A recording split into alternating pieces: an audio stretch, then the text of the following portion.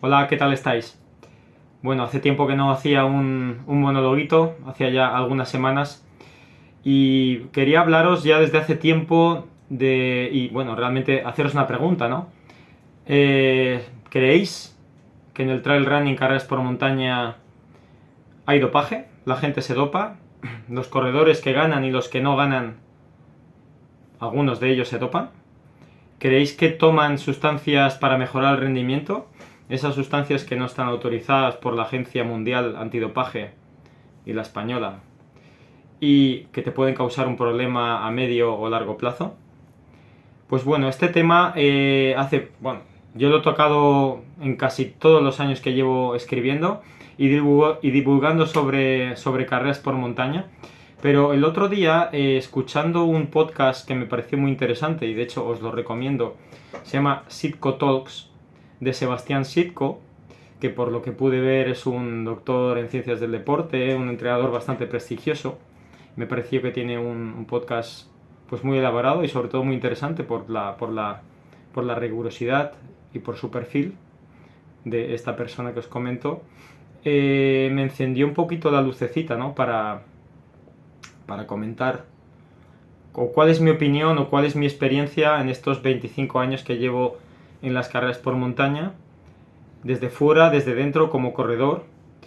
Y bueno, Sebastián Sitko arrojó un dato que me pareció muy interesante. Aunque sea un dato de hace 10 años, él comentaba que había una incidencia en lo que es dopaje en el deporte profesional de entre un 14 y un 39%. Y que de esta incidencia, de esta gente o de este porcentaje de gente que se puede dopar, la detección estaba entre el 1 y el 2. Es decir, la diferencia entre la detección y la gente que se dopa hace 10 años era amplísima. A día de hoy estoy segurísimo que quizá esas dos cifras se han acercado un poquito, pero aún estamos bastante lejos de pillar a los malos, ¿no? Yo por lo que vivo, por lo que he vivido, la información que me llega, etcétera, yo pienso que sí que hay dopaje en el deporte de alto nivel y hay dopaje en el trail running, por supuestísimo. ¿Por qué? Pues os puedo explicar un poco cuál es mi razonamiento y con datos y opinión, ¿de acuerdo? Datos que son objetivos y también opiniones y vivencias mías que me hacen llegar a esta conclusión afirmativa.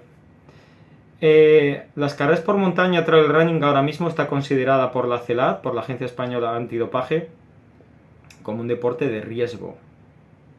Es un deporte emergente donde hay dinero, donde hay prestigio, donde hay imagen, donde la gente se puede vender con su imagen y vivir un tiempo de correr por montaña. Y bueno, entiendo que por esa razón la CELAT la considera un deporte de riesgo, de alto riesgo, y por lo tanto quizá este año más que años anteriores, o este año y el anterior, es decir, hace pocos años, muy pocos años, se están haciendo algún control que más, pero bueno, para mí son insuficientes. Tenemos ahí el tema deporte de riesgo por parte de la CELAT.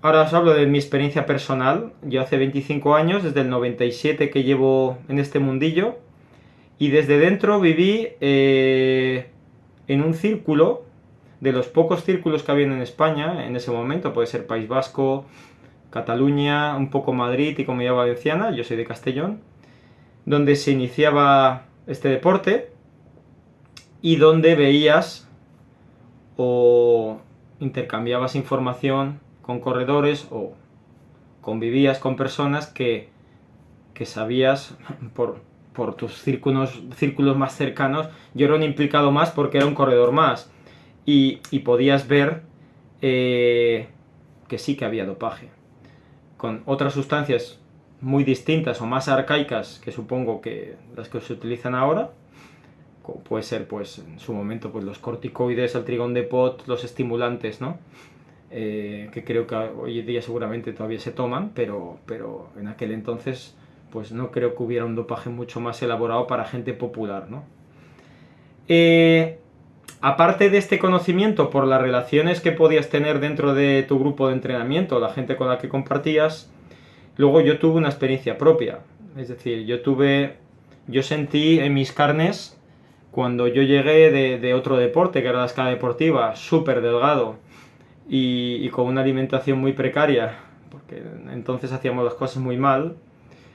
Viví en mis carnes cómo te metían 3 o 4 inyecciones de hierro intramuscular y ver cómo en una semana podías seguir a gente, entrenar con personas a las que ni por asomo yo podía correr antes de que me inyectaran hierro, ¿no? Hablo de hierro, hablo de algo prescrito por un médico deportivo, ¿de acuerdo? Imaginaros hoy en día cómo se pueden sentir los deportistas que les inyectan EPO, por ejemplo, ¿no? Entonces esa experiencia a mí me marcó y dije, joder, esto sí que entiendo cómo la gente se puede aficionar a doparse, ¿no? Porque es que no necesitas ni aire para correr, es brutal. Yo por lo menos mi experiencia fue increíble. Luego pasaron los años y recuerdo una experiencia que también marcó bastante, que fue estar en la Arratxu Urdaibai. De hecho estaba yo en esa carrera. En aquel entonces era una carrera bastante prestigiosa en el País Vasco. Os hablo del año 2012. En aquel año creo fue campeonato de Vizcaya, de carreras por montaña. Y fue bastante sonado aquello porque la federación, perdón, la agencia vasca hizo un control antidopaje y de los 4 primeros chicos, 3 dieron positivo, ¿no? Recuerdo perfectamente aquello, es decir, Aitor Osa, que quedó segundo, Walter Becerra e Imanol Goñi, ¿no? Walter, que realmente le aprecio mucho, recuerdo que al final creo que no tuvo ningún problema o apenas tuvo problemas porque fue una contaminación de un bote de proteínas o algo similar que compró en Estados Unidos. Y Manuel Goñi creo que se fumó algún porro o marihuana el día antes.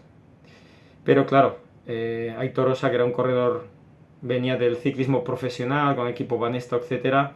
Hablamos de un doping que era EPO, ¿no? Algo bastante bruto, bastante bestia. Entonces, aquello también me marcó, dije, hostia, aquí cuidado, porque pues sí que hay doping, ¿no?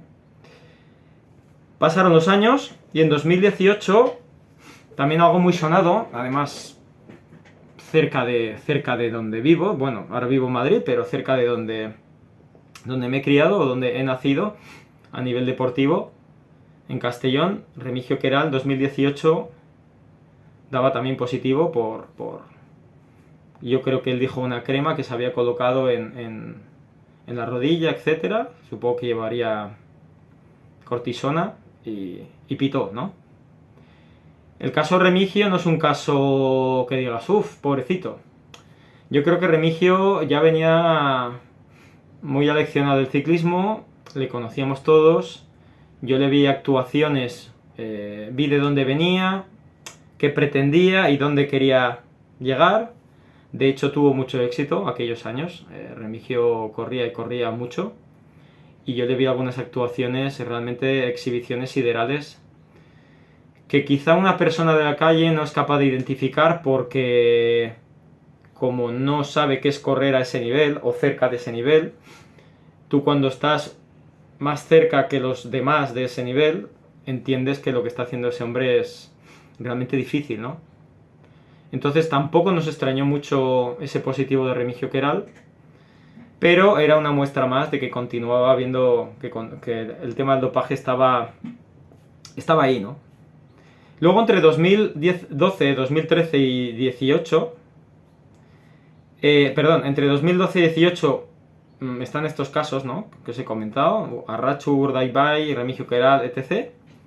Y luego desde unos años a esta parte, básicamente desde el Campeonato del Mundo de Castellón de Trail Running, a día de hoy, apenas nos hemos enterado o apenas parece que ha habido ningún positivo, ¿no?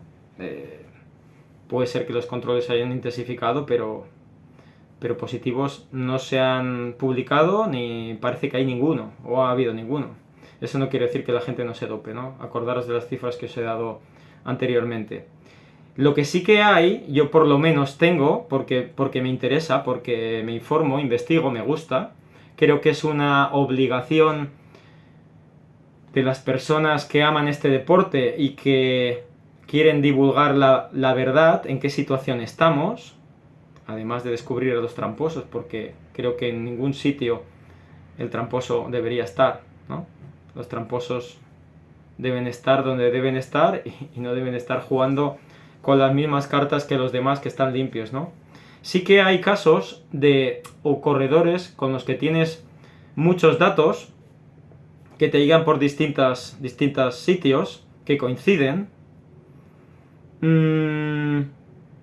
pero que te falta como un porcentaje muy pequeñito para poderlo publicar, pero no puedes publicarlo porque te falta lo que es la guinda, ¿no? Te falta el punto sobre la i que no te llega, que por más que escarbas no te llega, ya tiene un límite, ese tipo de casos, y no los puedes publicar, ¿no? Entonces, bueno, aquí tengo algunos, os voy a comentar uno de ellos, que no voy a dar el nombre, porque ya se ha retirado este corredor. Os voy a dar muchos datos, algunos quizá lleguéis a la conclusión. Yo no lo acuso de nada, que quede claro, pero da muchísima, lo que os voy a dar, para mí, a mí por lo menos, me da mucha, todo lo que tengo me da muchísima información de lo que ha podido pasar, ¿no? Con este hombre. Os hablo de un corredor alicantino muy exitoso entre 2015 y 2017, que comunicó una lesión hace pocos años. En 2022, al inicios de 2022, se retiró. Y que, curiosamente, una vez se retira, empieza como a borrar o a candar, puesto muchos candados en muchas publicaciones suyas en las redes sociales. Entonces, a mí me da mucho que pensar. Tengo información de este corredor, sobre todo de una carrera en concreto que se disputó en Cataluña en 2016, que él ganó, y que a partir de ahí es donde yo tejo toda la información que tengo sobre él y sobre lo que pudo pasar ahí, ¿no? Son cosas inexplicables a veces, pero bueno, ahora luego os explicaré un poco los mecanismos que yo sigo para, a partir de unas situaciones concretas, empezar a interesarme por ciertos corredores para investigarles, ¿no? Que creo que esto puede ser una buena práctica si todos estamos un poco al loro.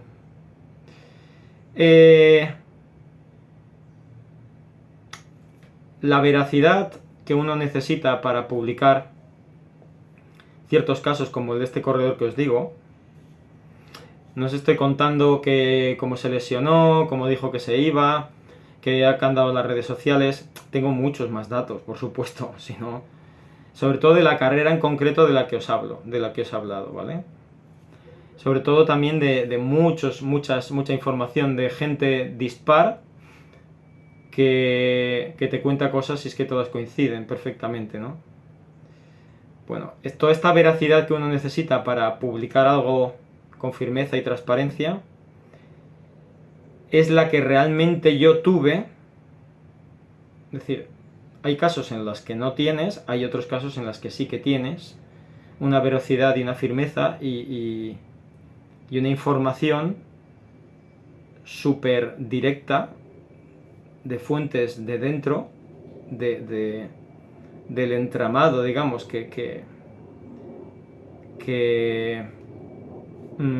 ¿cómo lo diría yo? Sanciona o penaliza a este corredor, y que cuando tienes eso sí que lo puedes publicar, ¿no? Y lo puedes hacer público y que la gente lo sepa y que esa gente se le caiga la cara de vergüenza y que sepa y que, bueno, estás diciendo que este tío o esta tía no estaba jugando limpio, ¿no? Por ejemplo. Entonces, esa veracidad sí que la tuve en la operación Hypoxianet, algo una operación que articuló la Unión Central Operativa de la Guardia Civil en 2019, que se publicó, lo que fue la operación en sí, se hizo pública en enero de 2020, y que estamos hablando de la mayor incautación de EPO inyectable de Europa, ¿no? De un listado de 250 deportistas españoles o no españoles que compraban EPO ilegal por internet y que después o lo consumían o lo revendían, ¿no? Y aquí es donde saqué los nombres de los hermanos Teixido, los dos andorranos, que yo sepa, a día de hoy todavía no se sabe nada de ellos, ¿no? Es decir, no, la agencia andorrana, este caso de la Unión Central Operativa pasó a la CELAT y de la CELAT a la agencia andorrana. Entonces, la agencia andorrana está callada. A veces me pongo en contacto con ellos, apenas dicen nada. Y ya llevamos casi 3 años, más de 3 años, ¿no? Bastante podrido está esto, veo yo. Y hablando de la CELAT, creo que se continúan haciendo pocos controles en nuestro deporte. Todavía creo que andan perdidos, no saben dónde disparar, y pese a los millones de presupuesto que tiene una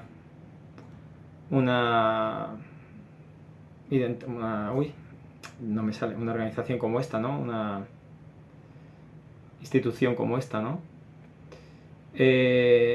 Al final tienen que ser las carreras las que pagan los gastos, los costes de los controles, que no son baratos. Y eso, pues es un problema, ¿no? Es un freno que hace que muchas carreras, pues, a no ser que tengan una infraestructura brutal, como puede ser, pues, la ISF, o la World Athletics, o circuitos privados como Salomon, o las Golden, o Spartan, o carreras puntuales como Peñagolosa, Transvulcania, Transgran Canaria, etc., lo veo muy difícil que puedan hacer controles, ¿no? Y luego tenemos, aparte de ese freno de la CELAT, tenemos otro freno, que son las mismas federaciones, que con su influencia, su gran influencia que tienen, pues son incapaces de dar al público lo que deberían dar, esa información, ¿no? Es decir, de publicar, de abrirse, decir, señores, aquí hay un positivo, aquí hay otro positivo. Hay un cortafuego, las federaciones tienen un cortafuego, en un afán de tapar los positivos, según de quien sea también, esto también os lo digo, porque estos positivos pueden desprestigiar a ese corredor que puede estar vinculado con RFA o con FEDME, etc. Esto va más por RFA que por FEDME, y también, claro, por extensión pueden desprestigiar a su deporte y por extensión al deporte español. Entonces, aquí es esto que estamos hablando parece un poco la historia de Barcelona 92, ¿no? Cuando se entiende que hubo un doping de Estado y todo era bonito, muchas medallas, pero bueno, ahí detrás había mucha mierda, ¿no? Y aquí no hay tanta mierda, pero a ver la isla, un poquito también la hay, ¿eh? Así que bueno, esos son los obstáculos que hay. Y luego, para salvar estos obstáculos, que tampoco nos va a servir del todo para salvarlos, pues al final tenemos que tirar de intuición. Y si ya no son las autoridades, por lo menos tenemos que ser algunos los que intentemos hacerlo, ¿no? Hay mucha gente que aporta y que ayuda, que quizá lo hace un poco de forma anónima, pero creo que quizá los medios, no es la labor de los medios, pero los medios deberían de ser un poco más transparentes a la hora o intentar trabajar más para que a la luz salgan muchas más cosas, ¿no? De hecho, yo creo que hoy en día los medios que más éxito tienen a nivel generalista, a nivel político, que hablan de política, que es el tema de moda, ¿no?, son los que investigan y sacan casos de corrupción. Por ejemplo, al final, el tema del dopaje no deja de ser un caso de corrupción. estás corrompiendo el deporte, ¿no? Estás haciendo trampas. Y no porque corras más o menos, porque esas sustancias están prohibidas, hay una ley que dice que están prohibidas por algo y no las puedes tomar. Si no, estás compitiendo en unas condiciones mucho mejores que tus compañeros, ¿no? Decía que para intentar minimizar estos problemas, ¿no?, que tenemos a la hora de descubrir al malo, yo siempre utilizo algunas directrices que por intuición siempre me pueden llevar a un buen puerto, ¿no? Hablo, por ejemplo, de lo que os decía antes, contrastar la información de una misma persona, pero de diferentes fuentes, que no tengan nada que ver entre ellas, y ver si coincide, ¿vale? Cuando detectas que ciertos corredores o corredoras tienen repetidas conductas que son algo anormales, más anormales que normales, y me explico. Por ejemplo, cuando anuncian competir en una carrera y no compiten, cuando compiten o se retiran y la razón que han dado por retirarse es un poco vaga, ¿no? Que se puede poner ahí un interrogante. Actuaciones súper brillantes, siderales, marcianas, en ocasiones muy puntuales, en las que luego durante toda la temporada ese corredor o corredora ya no hace nada más, o ya no rinde, está a años luz de rendir a ese nivel, ¿no? Como diciendo, voy a disparar aquí y a partir de ahí vivo de la renta durante todo el año. Aunque lo intento, pero luego no consigue porque igual ya no quiere arriesgar más, ¿no? El anuncio de lesiones recurrentes cada X tiempo, como que aparezco, desaparezco, ¿no? Que esa también es otra razón que yo utilizo mucho, ¿no? La aparición y desaparición constante de corredores, que en nuestro mundillo es súper común, ¿no? Porque es un mundillo informal. Y como todavía es un mundillo profesional, que no profesional, pues da pie a eso, ¿no? Digo que voy, luego no voy, luego me retiro, luego explico, no explico, y como las redes sociales están ahí y son de puta madre para contar lo que quieras, pues no pasa nada, ¿no? Bueno, yo como quiero finalizar esta chapa que os he pegado, es haciendo otra vez alusión al silencio, ¿no? A la ley del silencio, a la omertá que continúa habiendo en nuestro deporte. Ya lo hablé cuando estuvimos comentando el tema de los contratos, de las marcas, ¿no? Esa omertá que hay, que nadie quiere decir qué le dan, qué no le dan, cuánto cobra, qué no cobra. Eso las marcas lo tienen muy controlado y les ayuda mucho a racanear con los corredores. En el tema del doping hay una ley del silencio total. Los corredores no colaboran o apenas colaboran, y cuando te cuentan algo lo cuentan acojonados, súper acojonados. No quieren exponerse, aunque tú les digas que no va a salir, la información no va a salir de aquí, ¿no? Y necesitamos la ayuda del corredor para poder luchar contra el dopaje. Es decir, esa información interna y tan válida se necesita. Luego habrá que contrastarla, pero esa omertá dentro del mundillo, dentro del corrillo del corredor, cuando uno ve algo raro, realmente debería denunciarla por los medios que crea convenientes. Creo que es súper importante, ¿no? Y un dato que justamente quería dar para terminar, ¿no? Los que más implicados suelen estar en temas de dopaje, o más se puedan dopar, son los que realmente suelen denunciar con más firmeza el dopaje, como los más fanáticos en contra del dopaje, los más radicales, los que están también públicamente denunciándolo en las redes, y los que más interesados están con los comentarios que se dan o con este tipo de temáticas. Así que ojito. Bueno, aquí lo dejo, espero que os haya gustado. Si queréis comentar algo, podéis escribir en comentarios y yo os contestaré gustoso. ¿De acuerdo? Bueno, gracias.